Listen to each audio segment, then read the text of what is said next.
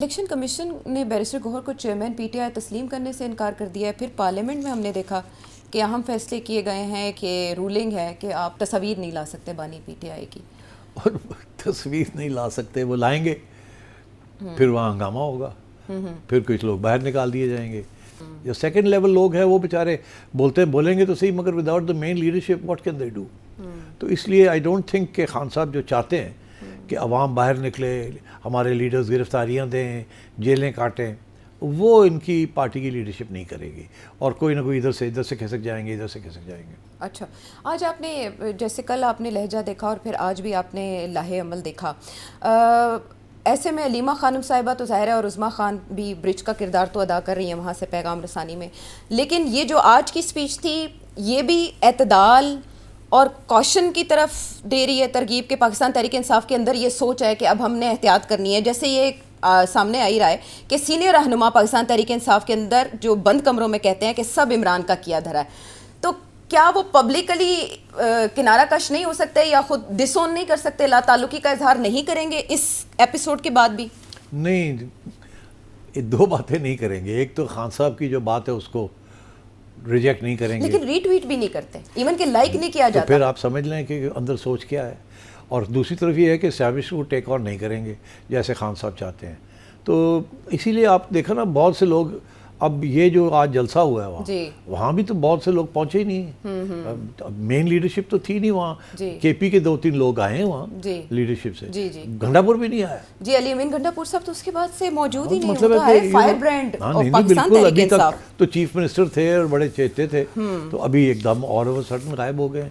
और अफरीदी साहब भी बड़े थोड़े से महल मोहतात हो गए अब। I think PTI is in disarray, जिसे कहते हैं ना, कन्फ्यूजन का शिकार है। उन्हें समझ नहीं आ रही करना क्या, क्या नहीं करना। और अगर वो खान साहब की हेडलाइन लेते हैं तो उससे बड़ी कुर्बानियाँ देनी पड़ेंगी। अब खान साहब तो तैयार है कुर्बानियाँ देने के लिए, मगर बाकी लोग नहीं तैयार। ठीक, तो ये तो लीडरशिप की बात होगी। पब्लिक की सतह पर भी आपने कहा था कि आवाम नहीं निकलेगी, जो आज का देखिए आवाम कैसे निकले बाहर। अगर मतलब ये आवाम के पास रोटी पानी का मसला चल रहा है, अगर वो आज बाहर निकलते हैं और गिरफ्तार हो जाते हैं और जेलें काटते हैं तो घर कौन चलाएगा?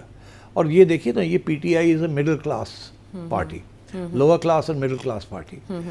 तो मिडिल क्लास के लिए तो थिंग्स बिकम प्रॉब्लमेटिक ना। ये कोई बड़े लैंडलॉर्ड्स तो नहीं है जिनकी ज़मीनें हैं, रेंट्स आ रहे हैं, कारोबार हैं, शुगर बैरन्स हैं, ऐसी तो चीज़ नहीं है। So with the result that यहाँ इट्स डिफ़िकल्ट कि किसी मूवमेंट को सस्टेन करना अनलेस ये पक्का हो पता कि हम कामयाब होने लगे हैं। जैसे इनको ये बताया गया था जब ये May 9 हुआ कि जी हम कामयाब हो जाएंगे, एक धक्का लगा दें, एक हमें इशारा मिल गया, ये उस वक्त तो बड़े कॉन्फिडेंट थे ये, मगर उसके बाद they are all very careful now. और इतना क्रैकडाउन इतना आया है कि खौफ की एक पूरी एक फिजा बनी हुई है एवरीवेयर। तो लोग दिलों में रखते हैं बातें, मगर बाहर नहीं निकलने के लिए तैयार। ऐसे में सिटी साहब, जब भी तलखी हुई हवा में तो मिडल मैन का किरदार कुछ लोगों ने अदा किया। इस्टेब्लिशमेंट, ये समझे एक तरफ हुकूमत थी और एक तरफ अडयाला। आज़म स्वाति साहब उस दौरान एक्टिव हो जाते थे। अब जो मंगल को मुलाकात का दिन है और हुकूमत की तरफ से ऐलान किया अब हम मुलाकात नहीं करवाने जा रहे, तो आलिया हमजा साहिबा जो पीटीआई पंजाब की चीफ ऑर्गेनाइज़र हैं, उन्होंने सबको कॉल दे दी है कि 2 बजे मंगल को अडयाला के बाहर पहुँचे, लेकिन पुरअमन हम धरना देंगे जब तक मुलाकात नहीं करवाई जाती। तो यू थिंक ऐसे में भी वो एक्टर्स एक्टिव हो जाएंगे जो खान साहब को जाके बताते हैं कि बाहर मामलात इस तरह से हैं, तो आप अपनी पॉलिसी को थोड़ा सा डाइल्यूट करें, ये कोई नहीं करेगा खान साहब को। किसी की हिम्मत नहीं है कि इमरान खान को ये जाके कहें कि आपकी पॉलिसी गलत है या इफ़ेक्टिव नहीं है। वो जाते हैं सुनने के लिए। और पार्टी के अंदर के जो मामला है कि फ़लाना ये कर रहा है और फ़लाना ये कर रहा है, एक दूसरे के ऊपर इल्ज़ाम लगाते हैं, ये बातें वहाँ होती है। ये कोई नहीं कहता कि आप जो कह रहे हैं ये गलत है। इतनी हिम्मत नहीं है उस पार्टी के अंदर के खान साहब को कोई इस तरीके से कोई बात करे। वो सुनते हैं और वो आके बाहर पैगाम दे देते हैं। और 2 किस्म के पैगाम है। एक तो वो जो सख्त बातें होती हैं जी, वो कुछ लोग हैं वो सख्त बातें बताते नहीं है बाहर आके, क्योंकि उनको डर लगता है। जैसे उनकी सिस्टर ने खुद कहा, सिस्टर तो उनकी आगे कुछ बातें कर जाती है, लेकिन उन्होंने कहा हमने एडिट किया, कुछ बातें एडिट कर लेती हैं वो भी, मगर फिर भी जो मेन चीज़ है वो अपने सोशल मीडिया पे बता देती है ना। मगर बाकी लोग, बहुत से लोग हैं, मैं नाम नहीं लूँगा, जो कि आके बस मोटी मोटी बात करते हैं और धीमी बात करते हैं और बस इससे ज़्यादा बात नहीं करते। अली अमीन गंडापुर साहब भी ऐसे ही करते थे, वो जाके बात करते थे लेकिन बाहर आके उस तरह से कन्वे नहीं किया करते। समटाइम्स तो गुफ्तगू किए बगैर चले जाते थे। I think this is also, Khan को ये फ्रस्ट्रेट भी बड़ा करता होगा ना कि मैं इनको कहता हूँ ये करें और ये पूरा तरीके करते भी नहीं है, बात मेरी पहुंचाते भी नहीं है और फिर आपस में लड़ते रहते हैं। तो अब मंगल को मुलाकात, नहीं, अब तो गवर्नमेंट ने अनाउंस कर दिया ना कि हम इजाज़त नहीं देंगे, लेकिन कोई धरना आ मुलाकात रहा है नहीं। ना, धरना आ रहा है। और सुहेल आफरीदी साहब जो ऑलरेडी पहले 9 बार उनको डिक्लाइन किया जा चुका है कि आप नहीं आ सकते, मुलाकात नहीं हो सकी, अब वो साथ डी चौक की धमकी दे चुके हैं आज। धमकियाँ देने से क्या होता है? डी चौक की धमकियाँ तो मेरे ख्याल 1.5 साल से 2 साल से चल रही हैं। अब तो डी चौक क्या, ये केपी से बाहर निकलना मुश्किल हो जाएगा, जैसे लाहौर से बाहर निकलना मुश्किल हो गया था, अच्छा। केपी से भी बाहर निकलना मुश्किल हो जाएगा। हाँ, ये जो सख्तियाँ जिनकी तरफ आप इशारा कर रहे हैं, कल हमने ECL में नाम डालने की भी बात की।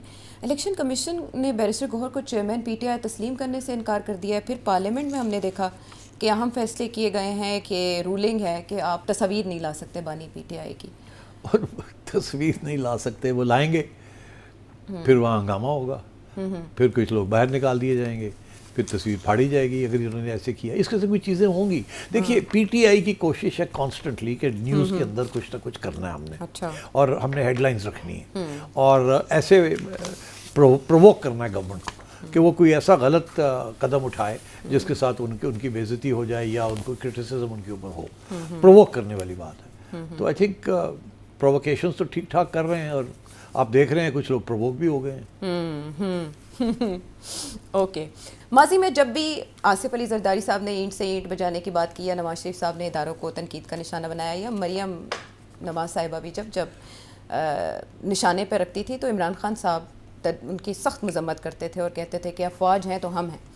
आज इमरान खान साहब ने जो भी बात की बानी PTI ने, उसके बाद जो रिएक्शन आया, जिनके मैंने नाम लिया आपके सामने कि आज वो स्क्रीन्स पर नमूदार हुए, कल से ऐसा हो रहा है हल्का फुल्का, बिलावल भुट्टो जरदारी साहब ने भी बात की, बट प्रेसिडेंट ऑफ पाकिस्तान, अफवाज पाकिस्तान के सुप्रीम कमांडर या नवाज शरीफ साहब या इन अ वे शहबाज शरीफ साहब उस तरह से काउंटर करते दिखाई नहीं दिए इस नैरेटिव को जो इमरान खान साहब ने। देखिए, ये इसके ऊपर काफ़ी मीडिया के अंदर भी डिबेट हो रही है कि खान साहब जिस किस्म की बातें कर रहे हैं तो किस किस्म का रिस्पांस आना चाहिए और किसकी तरफ से आना चाहिए। एक मौक़िफ़ ये है कि खान का रिस्पांस हाईएस्ट लेवल पे आना चाहिए, एक रिस्पांस ये इग्नोर करें, वो कब से के लगे हुए, इतनी इंपॉर्टेंस मत दें आप ताकि उसको इतनी कवरेज ही ना मिले। अच्छा। और आप सेकंड लेवल के लोग जो हैं वो छोटी मोटी उसकी रिजेक्ट कर दें उसको या कुछ इन्फॉर्म कर दें। अब जैसे मिनिस्ट्री से अता तारक साहब ने कुछ पहले भी बातें की, आज फिर बातें की हैं। एक तो ये लेवल है कि इस लेवल पे रखा जाए, अच्छा, इससे ज़्यादा ऊपर ना बात की जाए। अच्छा। शहबाज साहब खुद ना करें, नवाज साहब ना करें, जरदारी साहब ना करें, ये बहुत अहमियत देने वाली बात है। क्यों इस चीज़ में आप पढ़ते हैं? वो तो चाहते हैं कि आप सारे कूद जाएं ताकि और ख़बरें बने, तो इसको बेहतर ये है कि लो लेवल पे रखें, इग्नोर रखें। अच्छा। तो दूसरी ये, और मैं समझता हूँ यही मौक़िफ़ है सियासतदानों का भी जो नून लीग में है या पीपल्स पार्टी में है।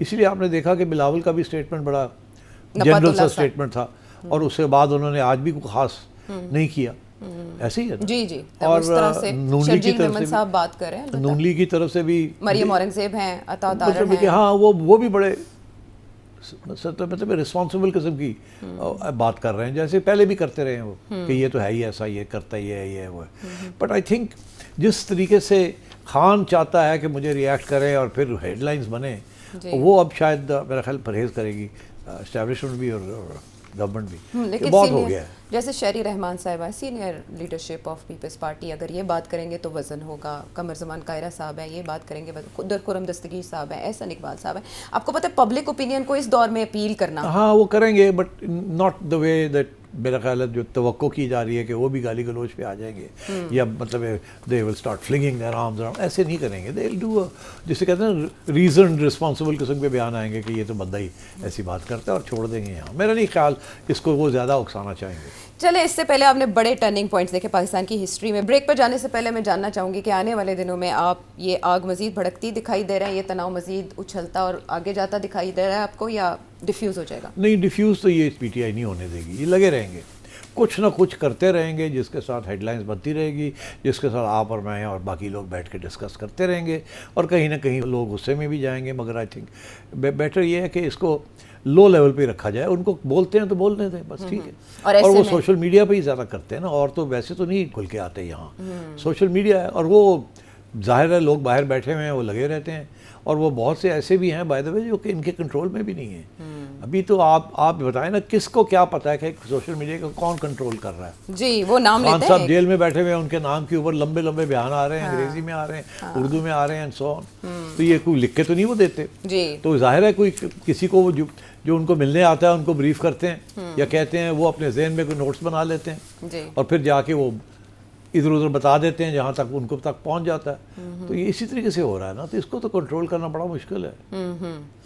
ठीक है। ऐसे में वो हुकूमत जो अब मुज़ाकरात से भी इनकार करती दिखाई दे रही है, जैसे राना सनाउल्लाह साहब ने कहा और अता तारड़ साहब ने कहा, तो क्या ये कोई गुंजाइश निकाल सकते हैं कि दोबारा से डायलॉग का अमल शुरू हो और वो इमरान खान साहब जो हमेशा अरबाब इख्तियार है उनसे बातचीत की बात करते हैं वो इस तरफ आ सकें, या वो रहनुमा जो जैसे महमूद अचकज़ई साहब हैं या अलामा नासिर अब्बास साहब हैं वो मेज़ पर आने का एहतमाम करें। हम वापस आते हैं एक ब्रेक के बाद।